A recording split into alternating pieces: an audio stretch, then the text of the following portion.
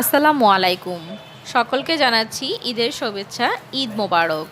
দূরে বা কাছে যে যেখান থেকে আমার ভিডিওটি দেখছেন সবাইকে স্বাগতম। আজ আমি খুবই মজাদার একটি রেসিপি তৈরি করে দেখাবো। আজ আমি তৈরি করেছি চিকেন রেজালা। ভীষণই মজাদার এই চিকেন রেজালাটি। আমি ঘরোয়া পদ্ধতিতে খুবই অল্প মশলা দিয়ে আমি চিকেন রেজালাটি তৈরি করার চেষ্টা করেছি। খুবই সহজভাবে এবং মজাদার করে কিন্তু আমি আজ এই চিকেন রেজালাটি তৈরি করেছি।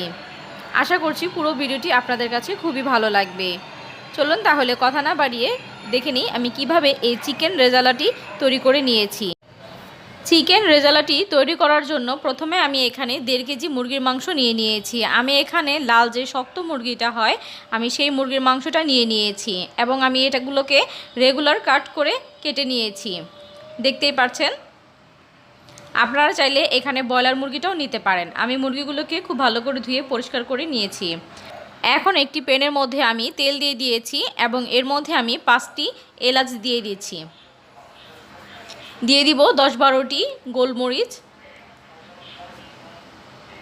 দিয়ে দিব 7-8টি লং, 3 টুকরো দারচিনি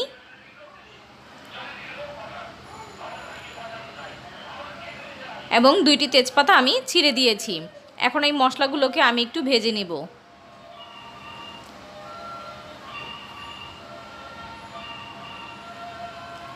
আস্ত গরম মশলাগুলো যখন একটা সুন্দর গ্রান আসবে, মানে ভাজা হয়ে যাবে, তখন এর মধ্যে আমি দিয়ে দিব পেঁয়াজ কুচি। এখানে আমি 1 কাপের মতো পেঁয়াজ কুচি নিয়েছি।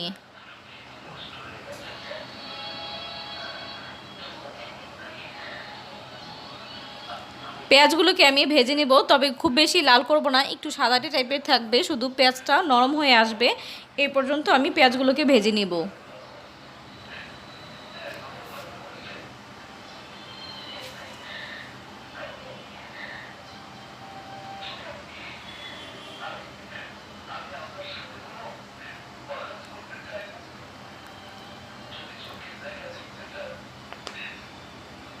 দেখতেই পাচ্ছেন পেঁয়াজগুলো কিন্তু ভাজা হয়ে গিয়েছে। এখন এর মধ্যে আমি দিয়ে দিব 2 টেবিল চামচ আদা রসুন বাটা,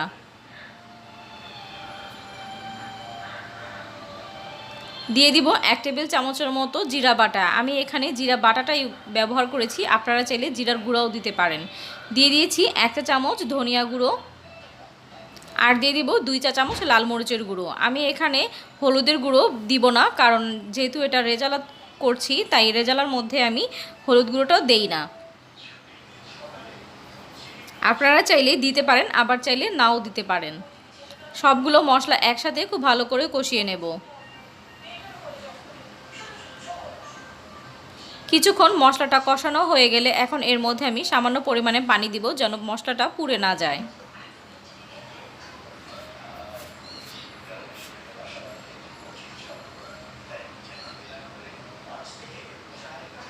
দিয়ে দিচ্ছি সামান্য পরিমাণে পানি, দিয়ে এবার মশলাটাকে খুব ভালো করে কষিয়ে নেব।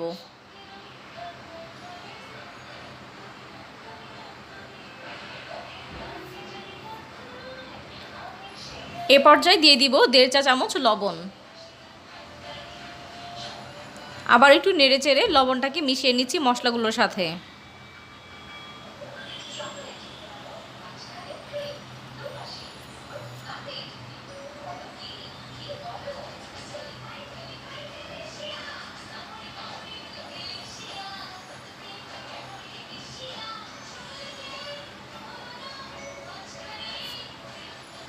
দেখতেই পারছেন আমি কিন্তু অনেকটা সময় নিয়ে মশলাগুলোকে কষিয়ে নিয়েছি।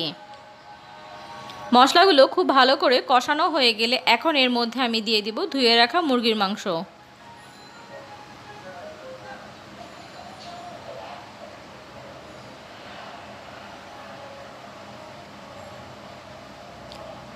এবার মাংসটাকে আমি মশলার সাথে মিশিয়ে খুব ভালো করে কষিয়ে নেব।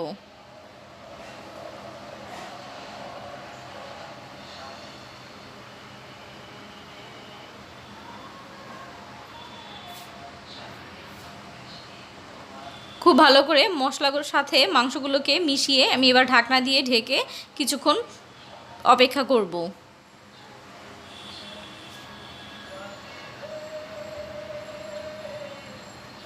কিছুক্ষণ পর ঢাকনা খুলে আমি একটু নেড়েচেড়ে দিব আবারও।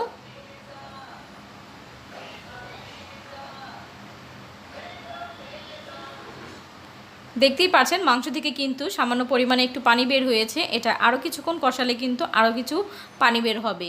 আমি ঢাকনা দিয়ে আবারও ঢেকে দিচ্ছি।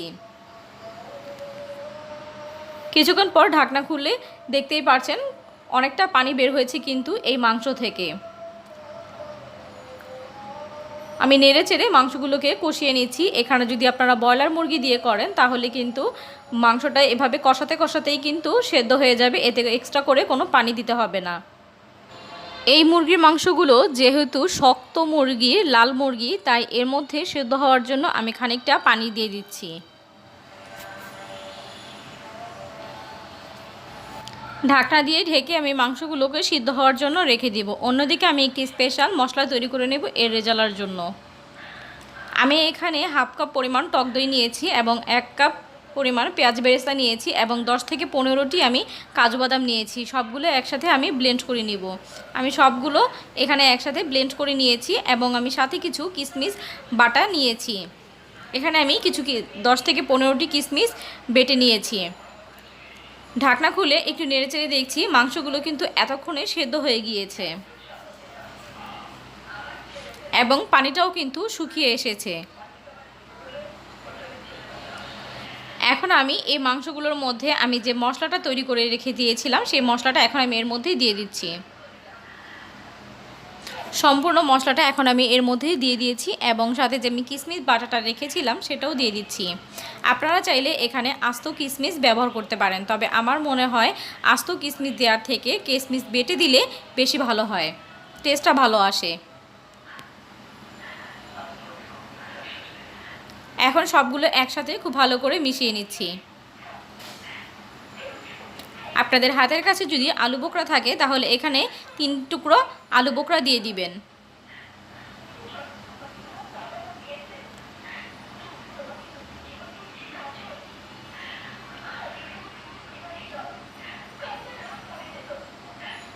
সবগুলো একসাথে খুব ভালো করে মিশিয়ে নিয়েছি।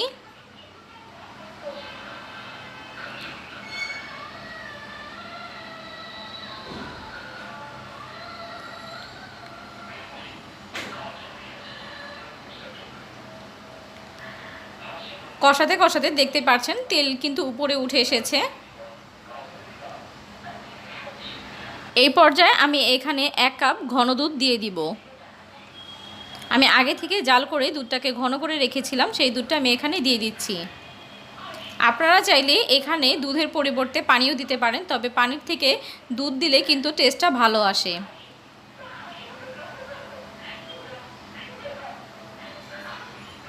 এখন এর মধ্যে আমি কিছু আস্ত কাঁচামরিচ দিয়ে দিব এবং কিছু কাঁচামরিচ আমি ভেঙে দিব।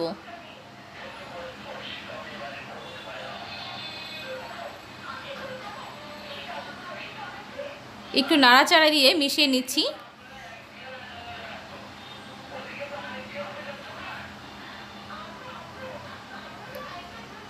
এখন এর মধ্যে আমি 2 থেকে 3 ফোঁটার মতো কেওড়া জল দিয়ে দিব। এটা অপশনাল, চাইলে আপনারা দিতেও পারেন, চাইলে নাও দিতে পারেন। এবার ঢাকনা দিয়ে ঢেকে এটাকে কিছুক্ষণের জন্য রান্না করে নিব।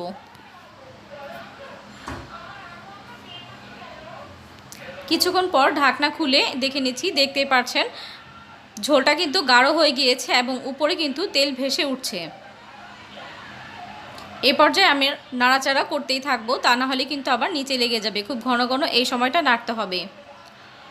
এখন দিয়ে দিব হাফ চা চামচের মতো চিনি এবং দিয়ে দিব সামান্য পরিমাণে কিছু গরম মশলা গুঁড়ি। সবগুলো খুব ভালো করে একসাথে মিশিয়ে নিচ্ছি। দেখতেই পাচ্ছেন ঝোলটা কিন্তু অনেকটা গাঢ় হয়ে গিয়েছে এবং তেলটা উপরে ভেসে উঠেছে।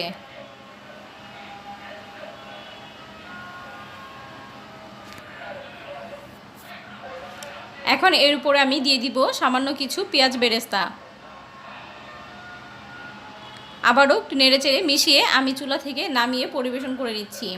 দেখতেই পাচ্ছেন কত সহজভাবে আমি বাড়িতেই তৈরি করে দেখালাম চিকেন রেজালা। খেতে কিন্তু অসম্ভব রকমের মজা হয়েছিল। চাইলে আপনারাও এভাবে ট্রাই করতে পারেন। এই রেজালাটি ভাত, পোলাও, পরোটা, রুটি দিয়ে খেতে পারবেন। ভীষণই মজাদার হয়ে থাকে এই চিকেন রেজালাটি। আশা করছি পুরো ভিডিওটি আপনাদের কাছে খুবই ভালো লেগেছে। ভিডিওটি যদি আপনাদের কাছে ভালো লেগে থাকে তাহলে অবশ্যই লাইক, কমেন্ট এবং শেয়ার করে দিবেন। এবং আমার চ্যানেলে যারা নতুন আছেন তারা অবশ্যই চ্যানেলটিকে সাবস্ক্রাইব করে বেল আইকনে ক্লিক করে অল বাটনে ক্লিক করে রাখবেন। তাতে আমি ভিডিও আপলোড করার সাথে সাথে সবার আগে নোটিফিকেশন পেয়ে যাবেন। আর যারা অলরেডি আমার চ্যানেলটিকে সাবস্ক্রাইব করে রেখেছেন তাদেরকে অসংখ্য ধন্যবাদ। আজকের মতো এখানেই বিদায় নিচ্ছি। আবারও হাজির হব নতুন কোনো ভিডিও নিয়ে। আজ এই পর্যন্তই। আল্লাহ হাফেজ।